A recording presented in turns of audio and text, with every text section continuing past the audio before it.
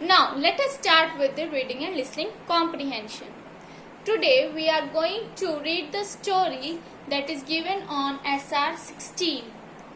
You have to circle the new words if you find any.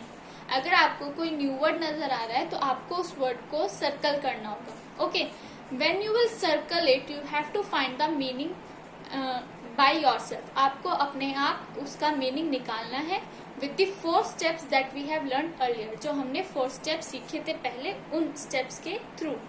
Okay, now students please open your SR 16 in your note reader.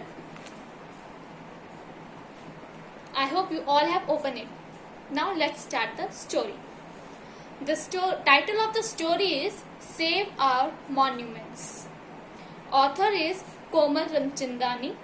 Illustrator Kirkdeep Penna. Let's begin. Monuments are the pride of any nation. India has many monuments which attract many visitors. Monuments जो होते हैं वो एक pride होता है Nations का, और India में बहुत सारे ऐसे मॉन्यूमेंट्स हैं जो अट्रैक्ट करते हैं विजिटर्स को. विजिटर्स मतलब जो बाहर से देखने के लिए आते हैं. Okay, do we do anything to preserve them? As citizens of India we must help preserve them. क्या हम कुछ ऐसा करते हैं उसके लिए इंडिया होने के नाते? We must not litter these places. हमको ऐसी प्लेसेस पर कूड़ा नहीं डालना चाहिए. We must not write anything on their walls. हमें मॉन्यूमेंट्स पे कुछ लिखना भी नहीं चाहिए.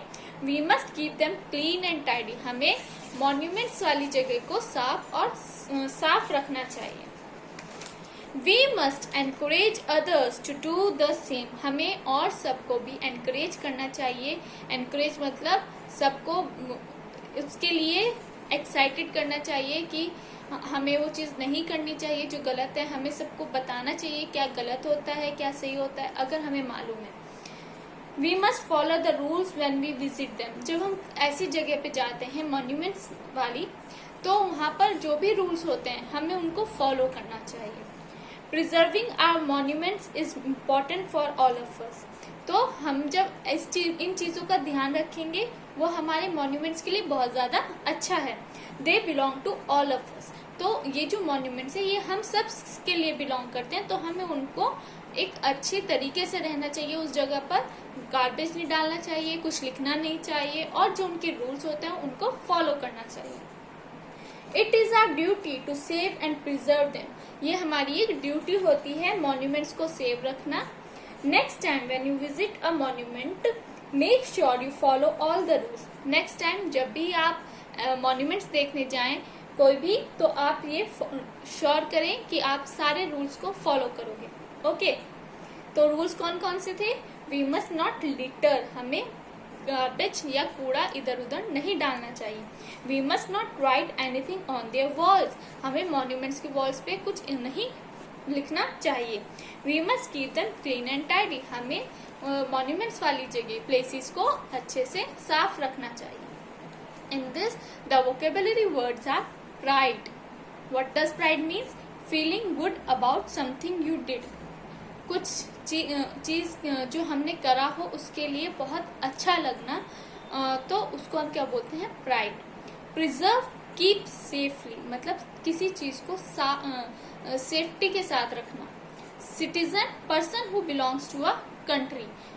सिटीजन का क्या मतलब होता है? जो उस कंट्री का बिलोंग करते हैं उनको हम क्या बोलते हैं? सिटीजन. टाइडी, नीटली केप्ट, मतलब साफ रखना. Duty, work you must do, जो हमें काम करना चाहिए. लिटर, टू थ्रो गार्बेज, मतलब गार्बेज को फेंकना. I hope you all understand this story and you all like it. Great. Now students open worksheet 8 in your workbook. I hope you all have opened it. Now in this there are the questions. Answer the following questions. What is the pride of the nation? Nation का क्या pride है? Monuments are the pride of the nation. Monuments एक pride है nation के लिए. Who do the monuments belong to? The monuments belong to the people of a country.